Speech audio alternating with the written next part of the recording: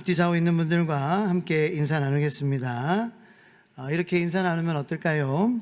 당신은 은혜로 살아가는 하나님의 자녀입니다. 이렇게 인사 나누겠습니다.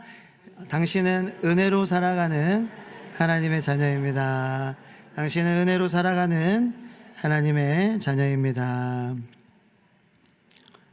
네, 우리는 하나님의 은혜와 자비로 살아가는 하나님의 자녀인 줄로 믿습니다.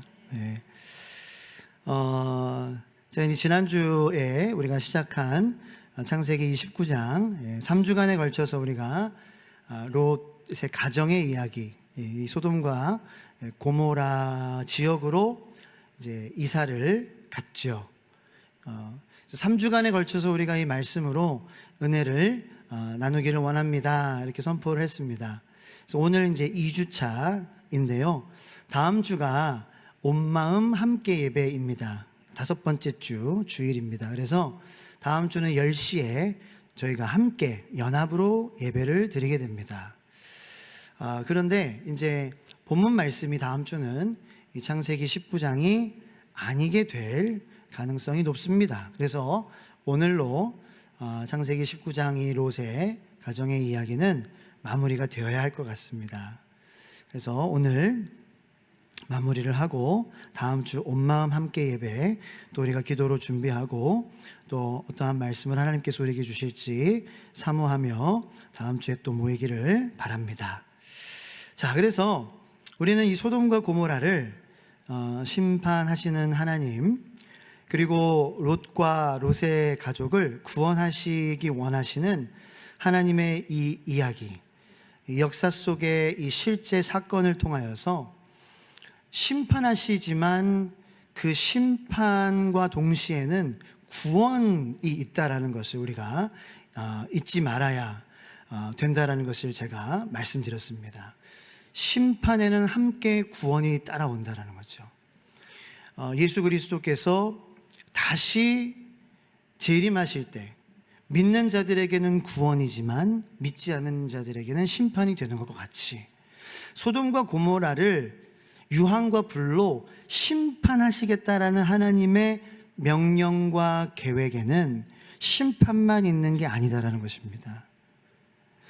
롯과 롯의 가족을 향한 구원의 계획이 있는가 하면은 그 소돔과 고모라를 향한 그 소돔과 고모라의 더 엄밀히 말하면 그 안에 있는 영혼들, 하나님의 형상대로 지음받은 사람들, 그러나 그들이 어떠한 형상으로 지음받은지 모르고 죄악 가운데에 빠져서 살아가는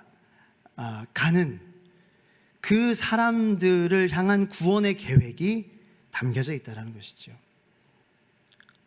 그래서 우리가 성경을 볼 때에 성경은 권선징악에 대한 내용이 아니다. 이것을 염두에 두고, 꼭 염두가 아니라 중심에 두고 봐야 됩니다. 이것은 뭐 잘하면은 칭찬받고 못하면은 벌 받는다에 대한 내용이 아니에요. 이것은 구원에 대한 이야기입니다. 그래서 하나님께서 어떻게 사람을 구원해 나가시는가에 대한 관점으로 봐야 돼요. 그래서 그러한 관점으로 하나님께서 어떻게 이스라엘 사람들을 구원해 가시는지, 그리고 어떻게 이스라엘 주변 나라들을 구원해 가시는지. 그래서 때로는 우리가 야, 어떻게 이런 사람이 구원받아? 이것도 보게 되는 거예요. 그러니까 권선징악의 관점으로, 퍼스펙티브로 보면은 이해가 안 되는 거예요. 권선징악의 얘기가 아니라는 거예요, 성경은. 네. 잘하면은 칭찬받고 세상에 그러한 이 필로소피가, 철학이 아니라는 거예요. 퍼포먼스가 아니라는 거죠. 이해가 되십니까? 하나님의 전적인 은혜와 자비로 하나님께서 구원을 어떻게 이루어 가시는가, 어떻게 하나님께서 이끌어 가시는가, 하나님의 열심과 신실하심에 대한 이 역사, 지금까지도 이어지고 있는 이 사도행전이 28장까지인데 지금 29장 계속 쓰여지고 있죠. 그죠? 우리가 쓰고 있죠. 30장, 31장 구원의 관점으로 우리가 바라보는 거죠. 하나님께서 지금 나를 어떻게 구원해 가시는가. 그래서 우리가 사는 대로 구원의 여부가 결정된다면은 우리는 구원받을 만한 자격이 없기 때문에 벌써 우리는 낙오자가 돼야 된다는 거죠. 매일매일 우리는 구원받을 만한 그런 요건을 갖춘 자보다는 우리는 구원받을 만한 그러한 요건을 갖추지 못한 자의 모습을 보일 때가 더 많다는 것입니다. 그것이 저와 여러분들의 모습이 아니겠습니까? 네. 그래서 소돔과 고모라를 심판하시는 하나님이시지만 어떻게 롯과 롯의 가정을 구원해 가시는지, 어떻게 소돔과 고모라의 그 안에 있는 사람들을 구원하시기 원하시는지, 그 하나님의 긍휼과 은혜, 이것을 단적으로 보여주고 있다는 거죠. 그래서 어떻게 보면 이 소돔과 고모라의 요 이야기, 롯의 이야기와 롯의 가정의 이야기는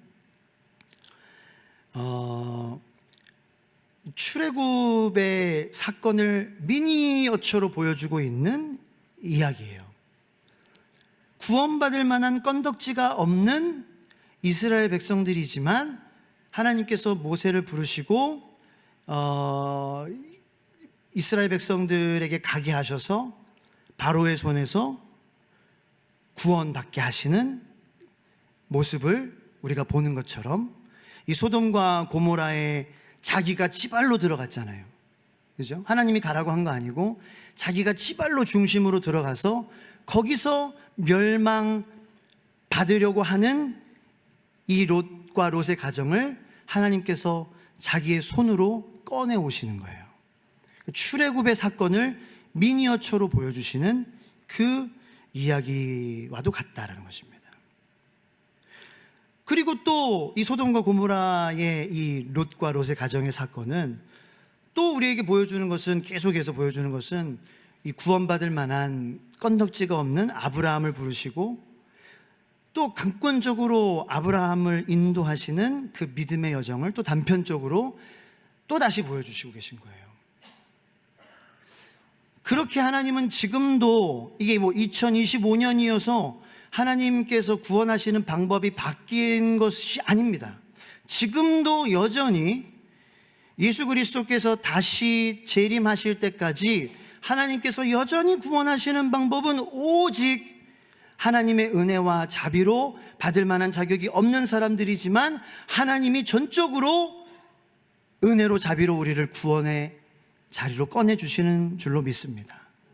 우리가 21세기를 살아가고 있고 AI 시대를 살아가고 있고 우리의 손안에 슈퍼컴퓨터인 스마트폰을 갖고 있기 때문에 구원의 방법이 바뀌었냐? 아니라는 거예요. 자, 이제는 너희들이 AI 시대고 지식의 시대고 너희들이 첨단의 시대, 이제는 5G에서 6G 시대로 살아가기 때문에 이제는 구원의 방법, 나는 이제 지겨워. 자비, 은혜, 너희들 그걸로 만족 못하잖아. 너희들 깨달음을 너는 추구하고, 너희들 행위를 추구하고, 종교적인 모습을 추구하고, 눈에 보이는 육신의 정욕, 안목의 정욕, 안목을, 매력 있는 걸 추구하고, 그러면은 매력이 넘치는 그러한 방법으로 구원받는 그러한 방법을 바꾸자. 그래서 매력 있는 사람을 내가 이제 구원하겠다, 이렇게 하나님이 바꾸셨냐라는 거예요. 매력 있는 사람만 구원받자, 아니라는 거예요. 지금도 매력이 없을지라도, 지식이 없을지라도, 학위가 없을지라도, 최첨단 시대에 뒤떨어질지라도 상관이 없다라는 거예요. 이 시대가 바뀌어도 여전히 예수 그리스도께서 다시 오시기 전까지 구원받는 방법은 똑같다라는 거예요. 오직 은혜, 오직 자비. 우리는 받을 만한 자격이, 아무리 우리가 똑똑하고 아무리 매력이 넘치고 아무리 멋진 그러한 시대를 사는 사람이라도, 아무리 지식이 넘치고 쿨하고 바뀌지 않았어요. 여전히 우리는 구원받을 만한 가치가 요건이 없는 사람이라는 거예요. 뭐가 달라졌습니까? 자, 롯에 대해서 우리가 이야기를 하면은 참 그와 우리와 다른 게 별로 없다라는 것을 우리는 동의할 수밖에 없습니다. 자, 물론 이제 좀 극단을 향하여서 달리는 모습이 롯에게 있기는 해요. 그러나 그 마음, 롯의 물론 행동은 극단적이지만 그 극단으로 치달은 그것을 야기한 그 마음의 시작은 우리와도 똑같았다라는 거죠. 자, 제가 무슨 말씀인지. 자, 일단은 소돔 땅을 택한 그 동기를 한번 생각해 보면은 육신의 안목으로 소돔 땅을 택한 거죠. 그것은 우리도 똑같습니다. 자, 왜냐하면은 롯에게는 그거는 충분히 소돔 땅이 매력적이었어요. 왜냐하면 자기에게는 양과 소가 많았어요. 양과 소가 많으면 양과 소를 먹여야 되잖아요. 양과 소를 먹이려면 목초를 키워야 되잖아요. 목초를 키우려면 땅이 비옥해야 되잖아요. 땅이 비옥하려면 어떻게 해요? 풀이 많아야 되잖아요. 그러면 그 땅이 어떤 땅이어야 돼요? 막 물이 많고. 그래, 그런 땅이 어디였어요? 소돔과 고모라였다라는 거예요.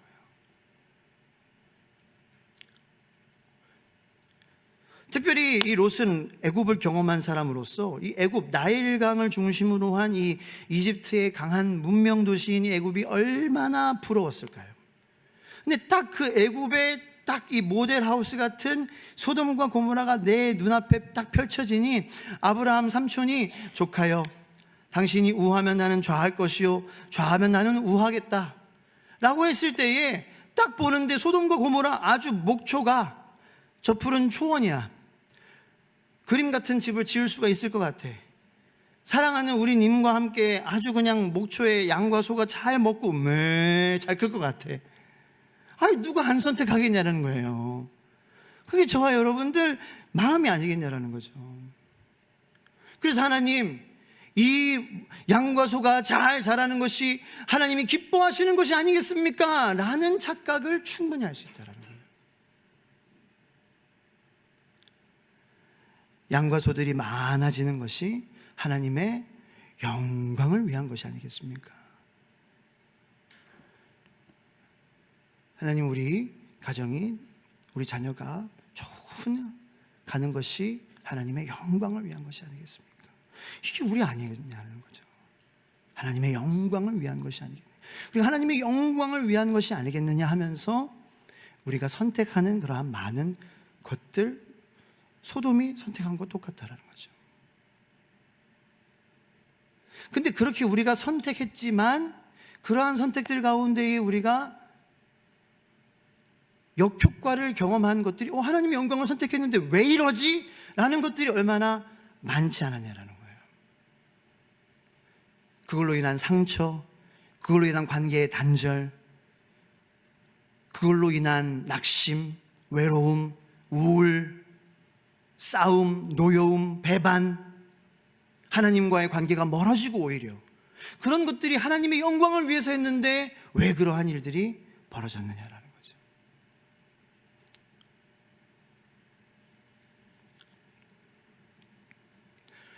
정말 하나님께서 원하시는 거였냐라는 거예요. 자, 그래서 이 롯의 그러한 선택은 참 우리의 선택과도 많이 닮아 있다라는 거죠. 그래서 우리는 롯을 비난할 수 없어요. 우리도 그러한 선택을 하는 사람들이죠. 자, 그리고 롯은 또 천사가 그 소돔 땅에, 왜냐하면 그 소돔과 고모라는 일단은 악한 곳이었어요. 악한 곳. 하나님과의 관계를 이 롯이 갖기에 굉장히 악영향을 주는 곳이었어요. 아무리 목초가 자라지만 이 주변을 보면은 하나님을 모르고 살아온 사람들 투성이에요. 여러분, 비록 나의 양과 소는 배불리 먹을 수 있을지언정 그곳이 내가 하나님을 생각하고 우리 가정이 하나님을 예배하기에 적합하지 않은 곳이라면 과연 하나님의 영광이 그곳에서 받아지기에 적합한 곳일까요? 우리가 얼마나 연약한 인간인데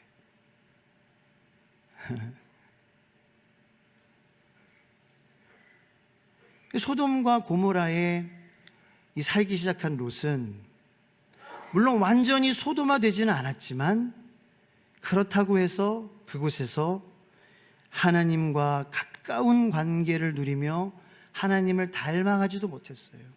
하나님을 깊이 알아가지도 못했어요. 오히려 어정쩡한 그런 그 위치에서 그의 베드로 후서의 말씀 보면은 그의 심령이 뭐라고 나와 있었죠? 베드로후서 2장 9절 10절 말씀이었나요? 그의 심령이 상해가고 있었다라고 사도 베드로가 성경에서 하나님의 영감을 받아 고백하고 있죠. 그 상한 심령을 하나님께서 더 이상은 보지 못하여서 꺼내시려고 잡아 꺼내주신 거예요.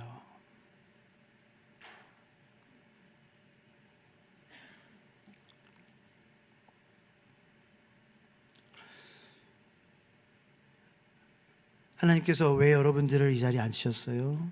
여러분들이 걸어온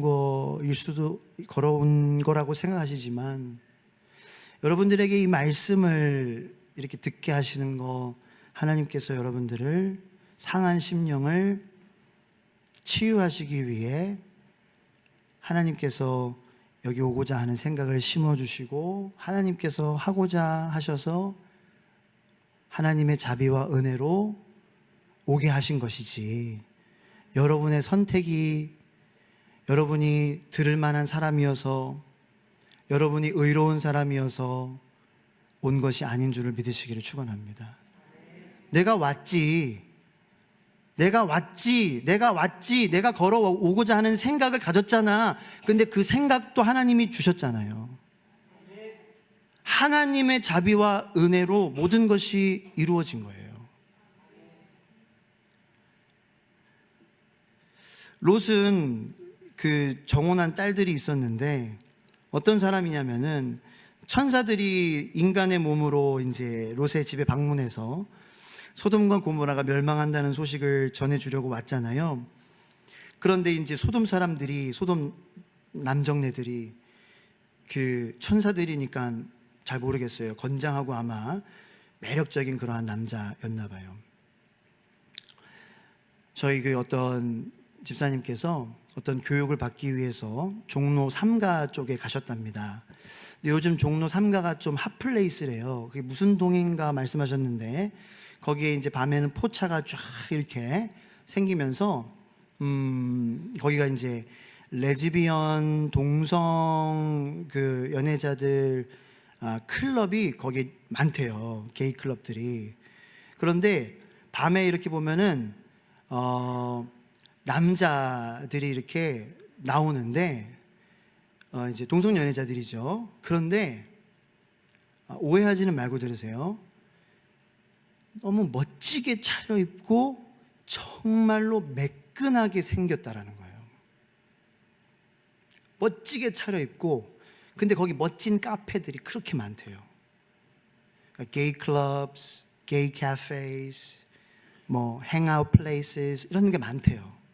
근데 그런 사람들이요, 여러분들 좀 선입견을 가지고, 저도 이제 그 여러 유럽 문화들을 좀 많이 체험하고 미국에 살았지만 막 잡아먹진 않아요. 그리고 이렇게 성격도 좀 유한 친구들이 있어요. 그리고 되게 잘 꾸며요. 좀 더러운 애들도 있지만 모델처럼 하고 다니는 친구들이 많아요. 키도 엄청 크고 늘씬하고 남자들이. 그래서 그 집사님이 보고 다 연예인인 줄 알았대요. 근데 다 일반인이래요. 근데 그 남자들이 너무 매끈하고, 그래서 그 솔직하게 얘기한 거예요. 잠깐 매료됐대요. 그 외모에, 그 매끈함에.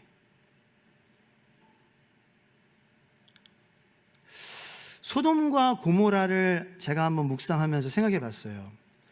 이 동성애가 만연했던 곳이었어요. 여기에 있는 남자들은 어떤 남자였을까? 막 이렇게 턱수염 나고 막 냄새 나고 막 땀 냄새 나고 막 이래.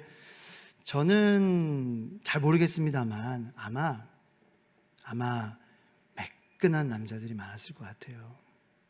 매력적인 남자들.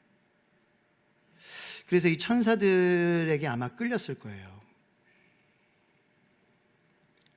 안목의 정욕이죠. 육신의 정욕이죠. 여러분, 그게 세상이, 우리가 살아가는 세상입니다. 굉장히 매끈한 것들이 많아요. 악하지만 악한 것들이 더 매료적입니다. 그죠? 아닌가 봐요, 여러분들은. 제가 사는 세상에 안 사시나 봐요.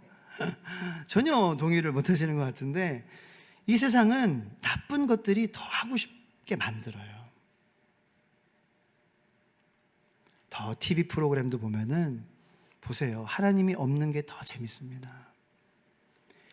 생명이 없는 게 더 끌립니다. 사람을 죽이는 게 더 맛있습니다. 자멸하게 만드는 게 더 매력적입니다. 관계를 끊는 게 더 재밌습니다.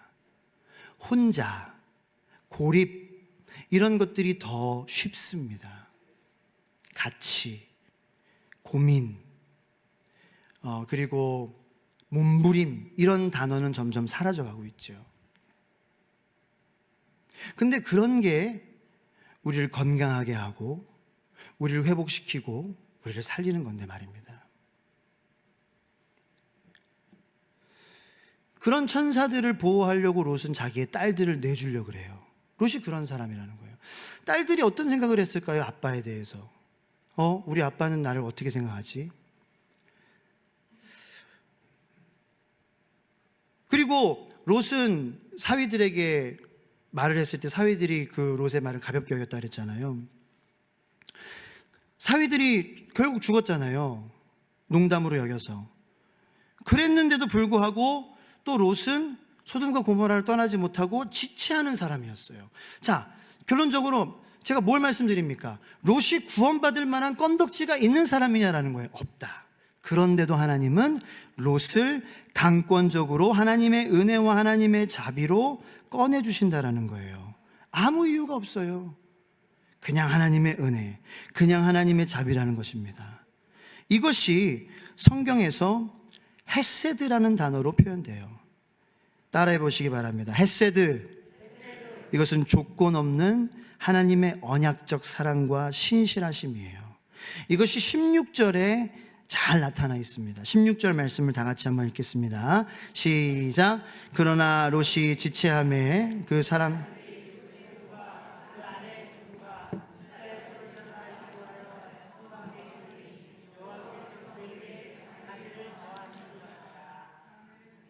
자비, 헤세드.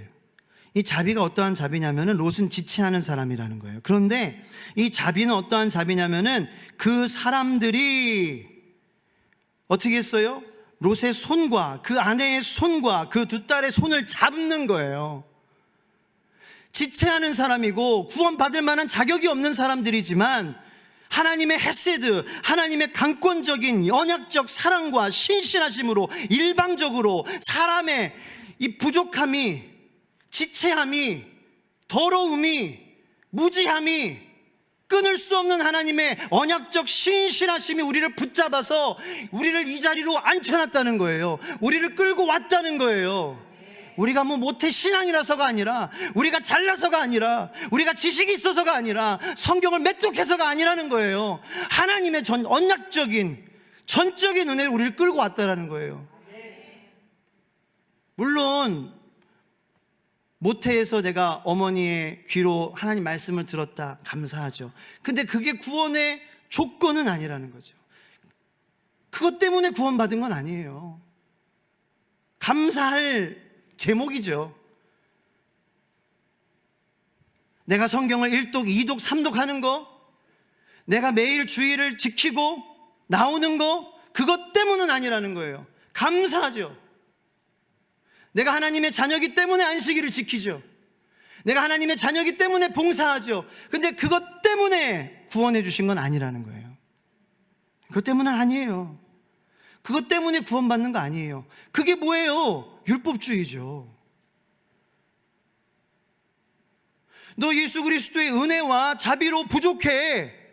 너 안식일도 지켜야 돼. 너 헌금도 해야 돼. 너 봉사도 해야 돼. 너 섬기기도 해야 돼. 그래야 구원받을 수 있어. 그거 율법주의죠. 그거 하나님의 말씀 아니에요. 아니에요. 예수 그리스도의 은혜와 자비로 족해요. 그 하나님의 자녀에게 안식일을 지키며 살아라, 헌신하며 살아라, 하나님께 모든 것을 드리며 살아라, 그 율법이 주어진 거예요. 그 주어진 거예요. 자녀에게 주어진 거예요. 자녀에게 주어진 것이 이 예배 드릴 수 있는 기쁨이에요. 근데 우리는 지금까지 그 율법을 자녀가 아닌 사람들에게 강요해 왔어요. 너 이거 해야지 구원받을 수 있어. 왜요? 왜 그렇게 하나? 왜 그렇게 해요? 그걸 말씀드릴 거예요. 율법은 하나님의 자녀에게 너 자녀니까 이제 이렇게 살아야 돼. 이게 자녀의 삶의 방식이야 라고 주어진 거라는 거예요. 자녀가 되기 위한 길이 아닙니다. 자녀가 됐으니 출애굽 보세요. 출애굽한 이스라엘 백성들, 하나님의 자녀가 된 백성들에게 이제는 광야에서, 이제는 가나안을 향해 하나님의 자녀로서 이렇게 사십시오라고 모세를 통하여서, 중보자를 통하여서 하나님께서 이스라엘 백성들에게 주신 것이 율법이라는 거예요.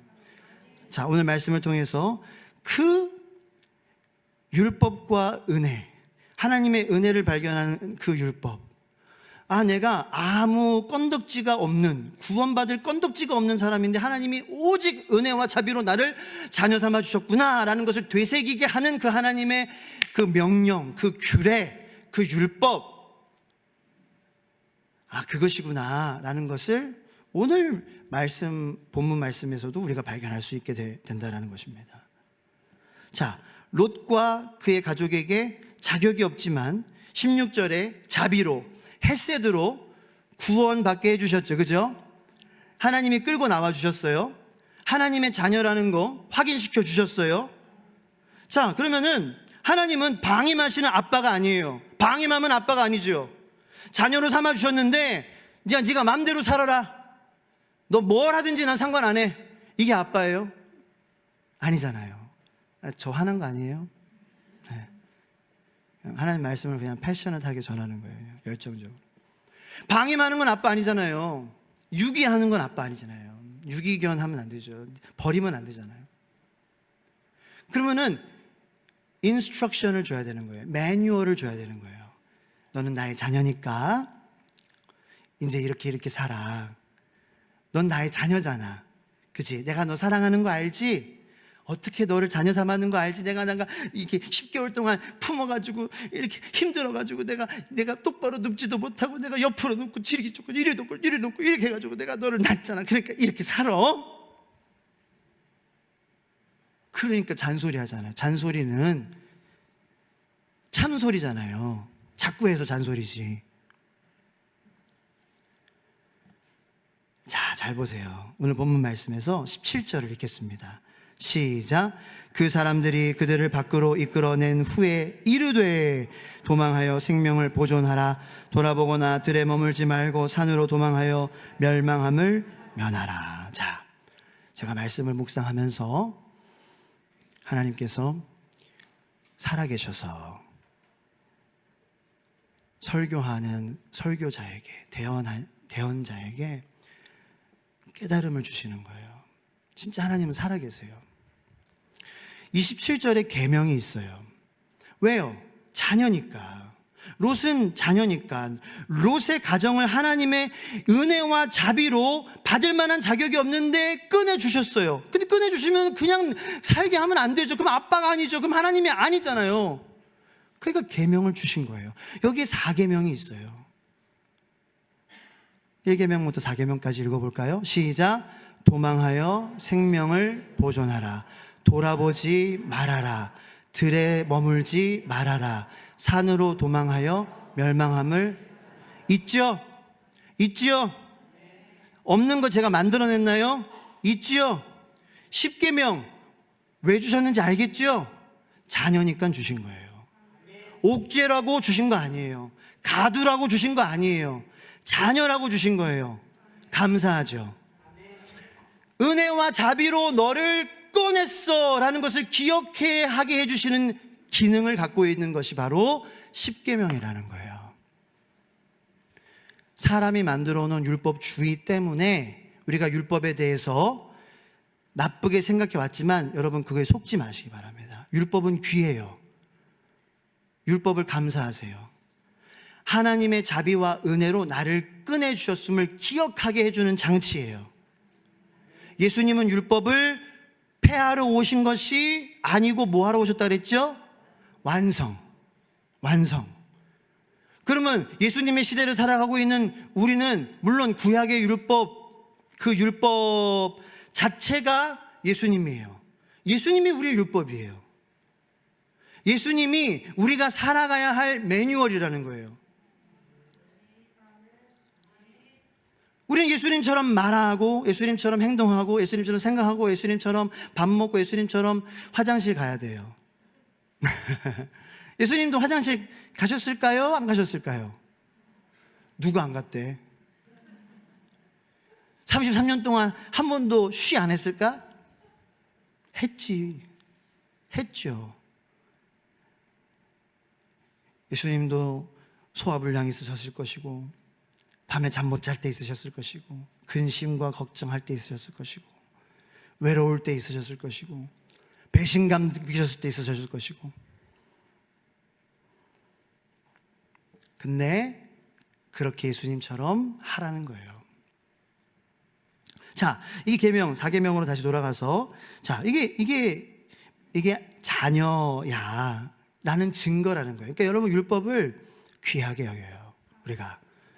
우리 주의 소망 교회는 율법을 귀하게 여기는 교회가 되기를 축원합니다. 네. 율법 설교도 이제는 슬슬 하겠습니다. 하나님의 구원받은 자녀가 살아가는 방법. 자, 이것이 율법인데 이 기능을 받은 롯의 반응을 보겠습니다. 재밌어요. 18절하고 19절 우리가 읽겠습니다. 시작. 롯이 그들에게 이르되 내 주여 그리 마옵소서. 주의 종이 주께 은혜를 입었고 주께서 큰 인자를 내게 베푸사 내 생명을 구원하시오나 내가 도망하여 산에까지 갈 수 없나이다. 두렵건대 재앙을 만나 죽을까. 20절도 읽을까요? 시작. 보소서 저 성읍은 도망하기에 가깝고 작기도 하오니 나를 그곳으로 도망하게 하소서. 이는 작은 성읍이 아니니까 내 생명이 보존되리이다. 네, 아멘. 롯의 반응을 보면은요, 자, 자녀에게만 주는, 아무한테 안 주는 거잖아요. 하나님이 상관없는 사람한테 율법을 주지 않아요. 너는 내 자녀야. 자비와 긍휼로 받을 만한 자격이 없는데 너는 구원받은 나의 사랑하는 자녀야.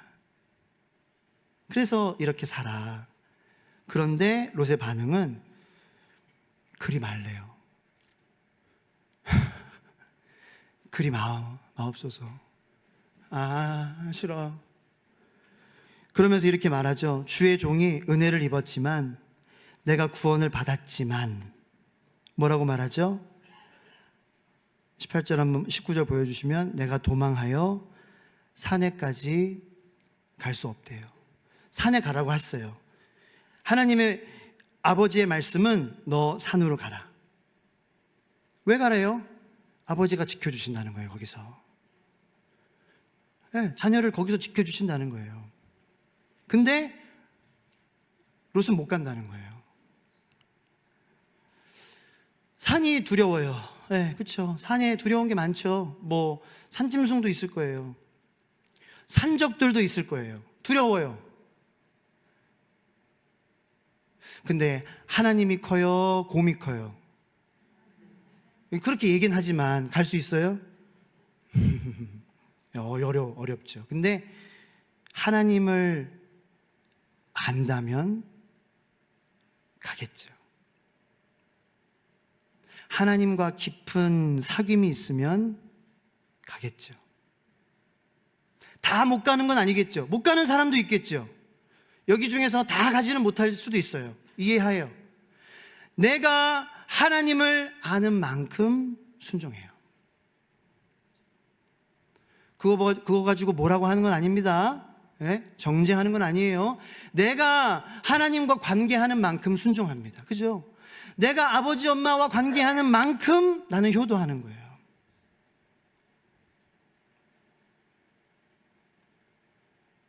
롯의 지금 상태는 딱 거기까지예요.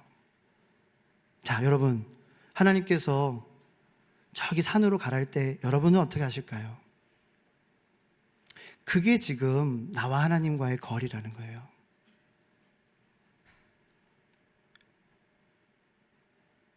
롯은 이렇게 얘기해요. 은혜는 감사합니다. 그런데 재앙을 만나 죽을 것 같아요. 뭔 말이에요? 은혜는 감사합니다. 그런데 말씀대로는 살 수 없습니다. 이 말이에요. 우리들의 대답과 비슷하죠. 구원해 주신 건 감사합니다, 주님. 그런데 다는 순종 못하겠슈. 주일날도 조금 가끔 놀러 가야겠슈.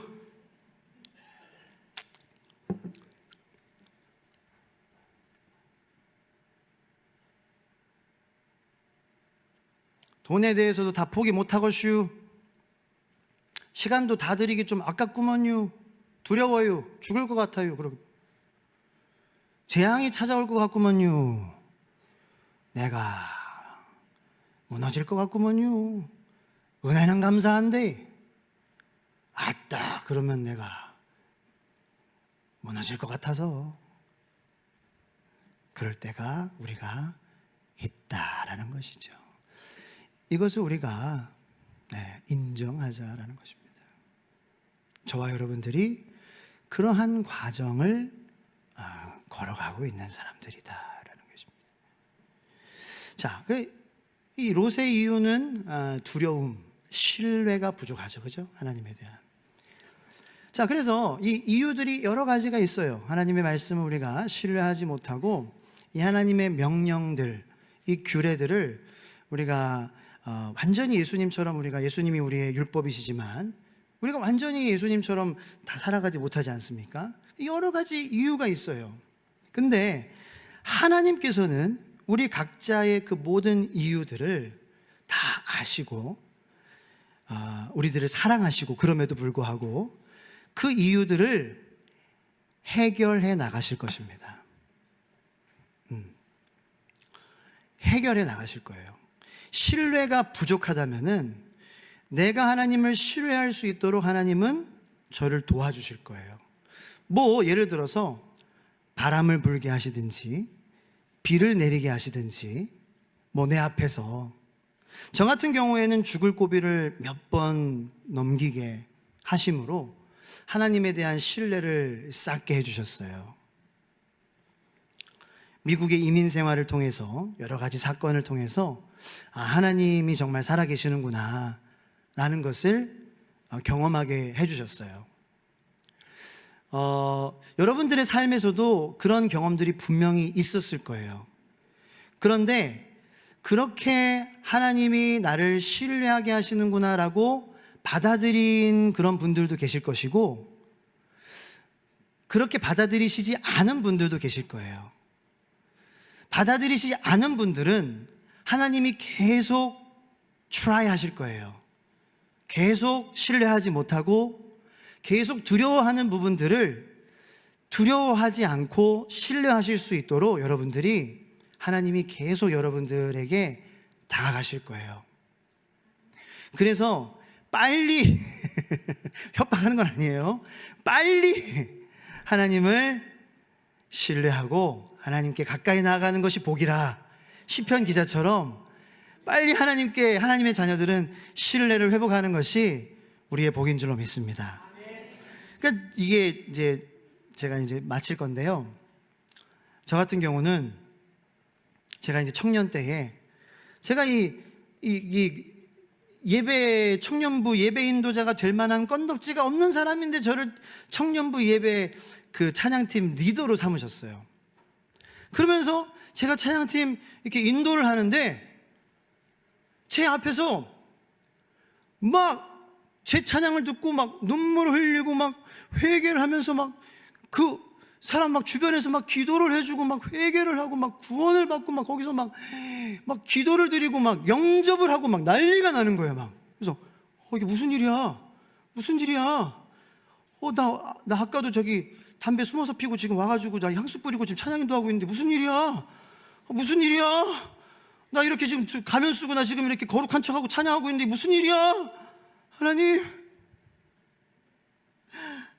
이런 나한테 신뢰하지 못하고 반신반의하면서 그렇게 쓰는 나잖아요. 그런데 그런 나를 사용하시는 걸 보여주시는 거예요. 그러니까 자비잖아요. 은혜, 헤세드잖아요. 그러니까 하나님의 명령이 처음에는 잘못된 가르침과 나의 잘못된 부족함의 인식으로 율법은 옥죄어 오는 거야, 율법은 나를 가두는 거야 라고 생각했는데, 야, 이게 하나님께 나아가는 게, 안식일을 지키는 게, 말씀을 읽는 게, 하나님의 규례대로 사는 게, 이 교회와 하나님의 말씀을 위해 살아가는 게, 거룩해지는 게 이게 기쁜 거구나, 이렇게 배워가게 하시는 거죠. 신뢰도 상승하면서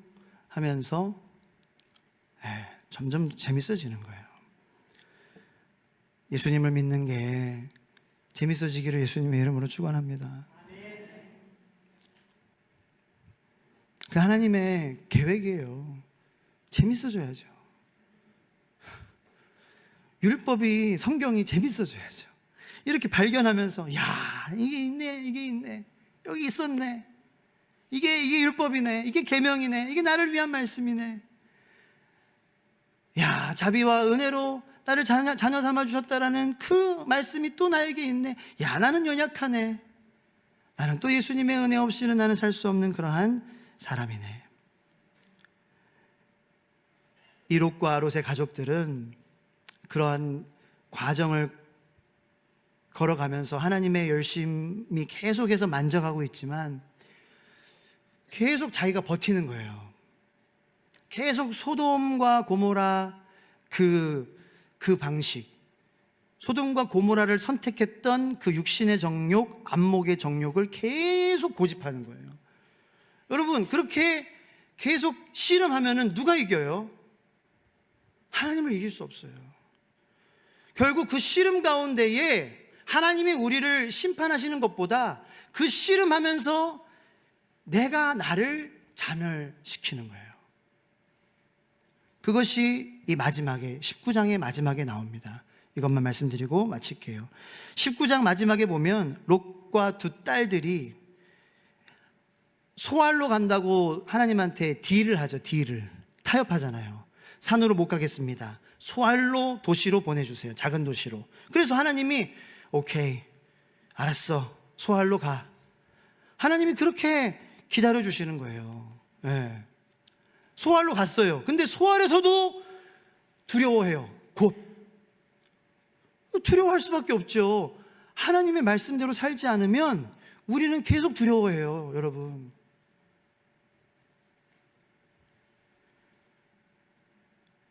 그래서 소알에서 동굴로 가요. 동굴에서 어떠한 일이 일어납니까? 딸들이 서로 이야기해요. 야, 우리 남편들도 죽었잖아. 큰일 났다. 두려워하는 거예요. 후손을 이어가야 되는데, 아기를 낳아야 되는데 남자가 없어. 아니야, 남자 있잖아. 누구? 아빠. 야, 아빠는 좀 그렇잖아. 뭐 그래 언니? 아빠가 우리 그 소돔에 폭도들한테 넘겨줬었잖아. 아빠가 우리를 어떻게 생각하는지 봐봐. 여러분, 그 소돔의 육신의 정욕, 안목의 정욕, 그 생각이, 그 롯의 그러한 것들이 얼마나 위험한지 보세요. 딸은 그대로 배웠어요. 그리고 아빠를 취하게 만들어요. 제가 이게 묵상하는데 이 술이 어디서 났을까 궁금한 거예요, 갑자기. 포도를 키워서 그 포도를 재웠을까? 근데 그럴 만한 시간이 없거든요. 근데 제 해석은 뭐냐면은 소돔과 고모라의 그 긴급한 탈출 상황에서 아마 갖고 나왔을 거다라는 거예요. 아니, 그 긴급한 상황 속에서도 술은 챙겨온 거예요, 딸들이. 그래서 아버지를 만취 상태로 만들고 동침해서 임신을 합니다. 근친상간을 하죠. 그리고서 아들들을 낳는데 그게 누군지 아세요? 모압, 암몬, 바로 이스라엘 민족을 그렇게 오랫동안 괴롭힌 민족들이라는 거예요. 여러분, 은혜로 하나님이 우리를 꺼내주셨으면 우리는 하나님의 말씀을 향하여서 믿음으로 나아가야 될 줄로 믿습니다. 계속 우리가 우리를 고집하고 우리의 방식을 고집하면 이렇게 자멸할 수밖에 없는 거예요.